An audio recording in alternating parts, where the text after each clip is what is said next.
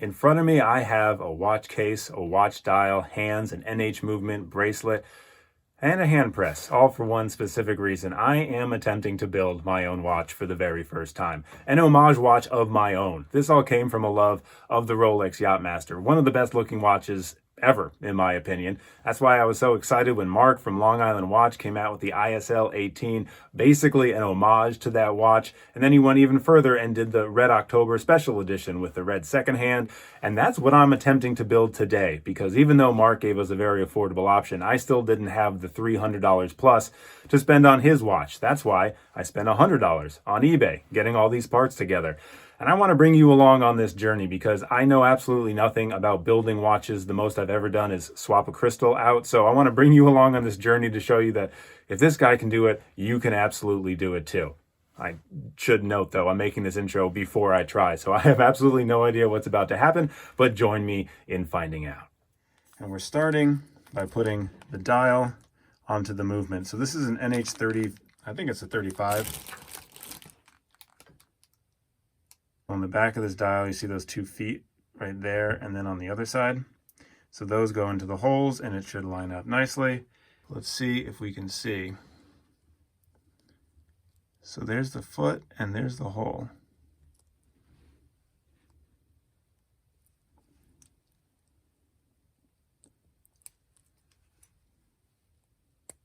There we go. So I just had to kind of play around with it a little bit, move it around until we had a nice seat. So the next step will be to put on the hands. So I opted for Rolex style hands. I have gone back and forth, but I'm doing an homage, so it's going to be the Mercedes style hour hand, then the minute hand, and the red second hand. But first, you want to make sure that the watch is at midnight. Exactly. So the way to do that is to pull out the stem as I did and kind of slowly go. And as soon as it turns from 25 to 26, that's going to be midnight. Here we go. Just as it clicks, it'll be midnight. Boom. Okay. So that's how you kind of calibrate the hand. Sorry if that was out of focus. And there you are. So now it's time to put on the hands, which I've heard I should be scared about doing, if only because it's the most detail-oriented part. So here we go. Oh, I'm nervous. I am nervous. I'm also going to use the advice of using a piece of Rodico to pick up the hand and gently place it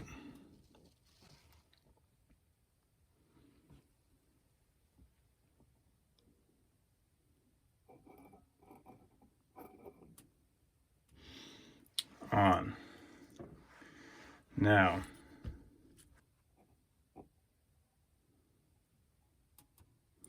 and press down. And now it's time for hand number 2.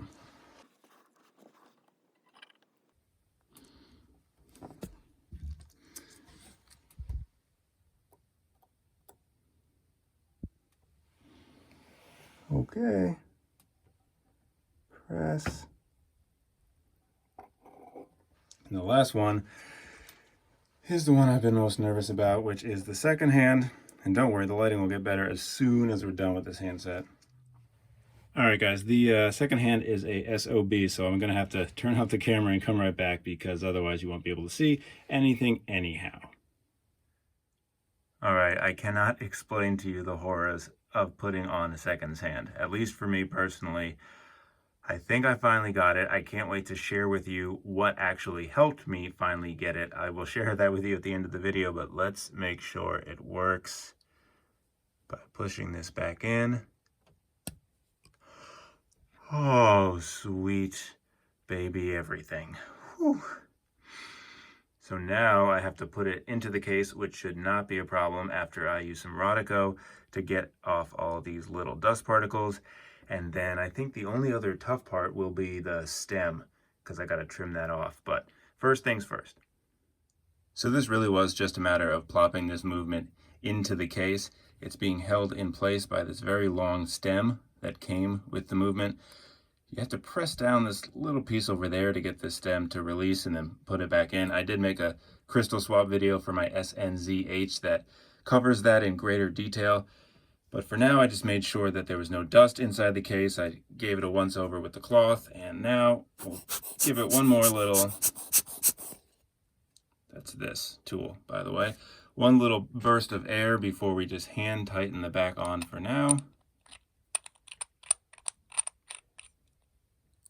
Is that on? All right. And, ooh, that looks good so far. Okay, I like how this is coming along. So this case came with some adhesive that you just kind of have to access by peeling back this little stripe.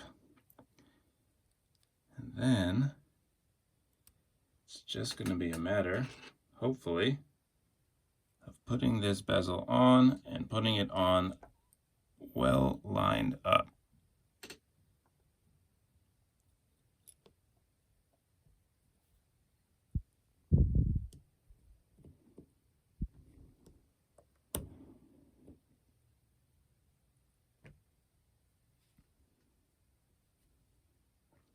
Does that look good to you guys? Let me get real close real quick.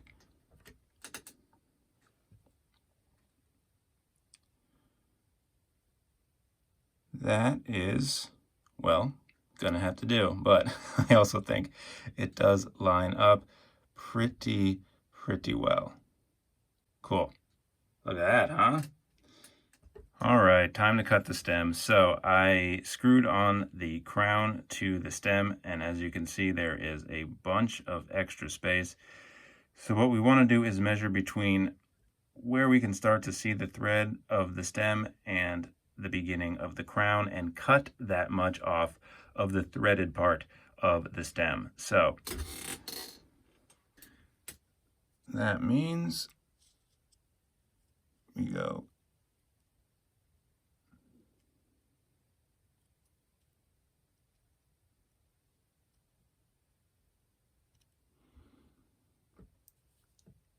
.2 millimeters. So we need to cut 5.2 millimeters off of the threaded portion. I'm going to clip it.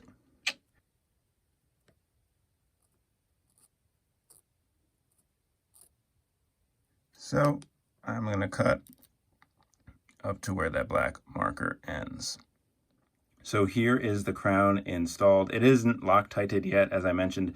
That takes about 24 hours to fully cure, and I was a little bit impatient, so I just wanted to see what the final product is going to look like. So after this is done, I will take this crown off. I will dip the stem in a little bit of Loctite, re-put on the crown, separately from the watch, of course. Let that sit for about 24 hours, put it back in, and I will be done. But for the sake of some time, let's snap our fingers and check out what the final product looks like. I'm really happy with this. I mean, for the amount of money that I paid for it, I think it looks gorgeous. That dial, beautiful. That dark blue sunburst, I think, is one of the more beautiful colors on a watch. The relief bezel, I'm super happy. Again, I spent about $100 total. So that's the dial, the movement, the hands, the bezel, the case, and the bracelet all together. Is it exactly like the Yacht-Master? No, of course not. It's not even exactly like the Islander. However, it is mine, and I did put it together, and there is definitely some pride in that. The quality, of course, is not going to touch either of those brands. I did buy the cheapest version of everything I wanted on eBay. I will cover this in a full review after I get to wear this watch for a while. However, I think this is coming together to look pretty damn good for about $100. So, tips. There are a few things I ran into. Number one, the hand assembly is going to be the most difficult part of this entire process, hands down. No pun intended. The hour hand, minute hand, those were not so bad. The second hand, that's where the entire headache came in. In fact, I had to put this watch down and walk away for weeks because the second hand was getting so frustrating. I couldn't get close enough. I couldn't magnify it enough to get a good view to fit the second hand in. In fact, I completely wrecked a second hand, completely bent it out of shape. And when that happened, my heart broke. I was like, F this, I'm done. I cannot handle this anymore.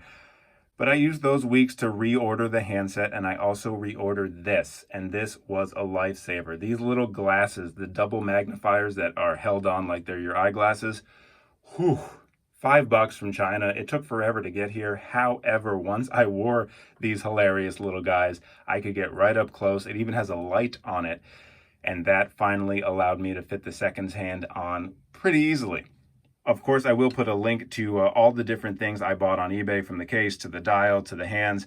I will say another tip, though, is if you do want to go this route, leave all of the stuff you want to buy on your watch list or leave it in your cart, because some companies, and this happened to me after the fact, will shoot you a discount offer like, hey, we saw you were looking at our handset. You haven't bought it yet. What about 10% off? So there is even an extra way to save money. So if you do have the extra week or two on top of the month or two it'll take to get everything from China, it is definitely worthwhile to put it in the watch list or the cart and just wait a little while.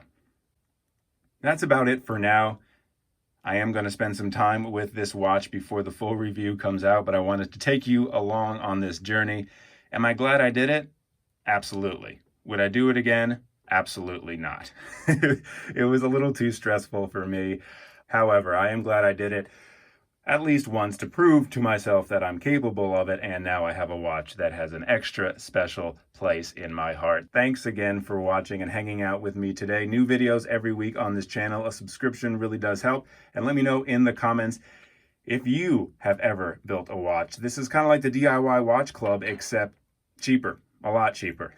Thanks again. I'll see you later.